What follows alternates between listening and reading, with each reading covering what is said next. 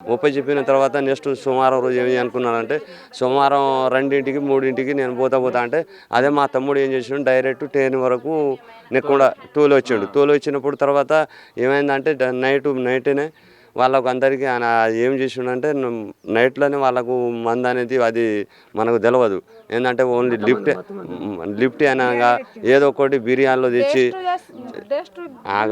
అది ఆయన డ్రింక్ అనేది సైకో ఆయనకు ఎవరికేం చేయాలనో ఆయనకు మొత్తం మైండ్లో ఫిక్స్ అయింది. దాదాపు మూడు సంవత్సరాల నుంచి దాని మైండ్కు ఫిక్స్ 3 సంవత్సరాల నుంచి ఆయన మైండ్కు ఫిక్స్ అయింది. అది ఎవరికేం చేయాలంటే మొత్తానికి అయితే మా తమ్మునికి మా ఇద్దరు తమ్ములకు టార్గెట్ వేసుకున్నాడు, ప్లాన్తో ఉన్నాడు.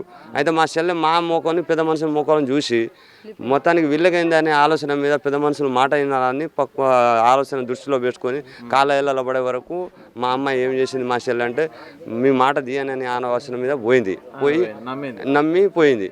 పోయే వరకు అలా అయిందంటే ఆయన మత్తు అనేది వాళ్ళకు వాళ్ళకు పెట్టిండు. అందులోనే మళ్ళీ చిన్నోడేమో బయటకు ఆడుకుంటుంటే బయట నుంచి మళ్ళీ చిన్నని కూడా లోపల గుంజుకోపోయి వాళ్ళకు పానం తీసిండు. చిన్నని గుంజుకోపోయి ఆయన పానం తీసిన తర్వాత నెక్స్ట్ ఏం చేసిండంటే ఆ నైట్ సాగొట్టిండు. ఆయన మా తెల్లారి కొట్టిండో నైట్ కొట్టిండో మాకు తెలియదు.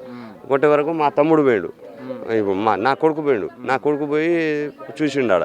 అయితే శివం ఉన్నప్పుడు తర్వాత పొద్దుగాలను ఏం చేసిండంటే ఆడ పోయి మరీ అతిగా దాడి చేసే వరకు ఆయన నటించిండు.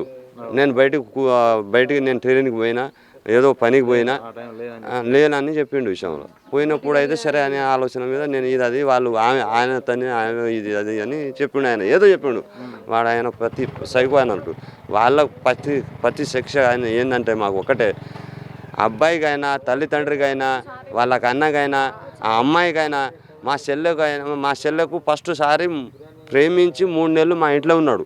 3 నెలలు మా ఇంట్లో స్టార్టింగ్ ప్రేమించి పెళ్లి చేసుకోపోయాడు. 3 పిల్లలు కన్నాడు. ఒక అబ్బాయికి 12 సంవత్సరాలు, ఒక అబ్బాయికి 8 సంవత్సరాలు. ఒక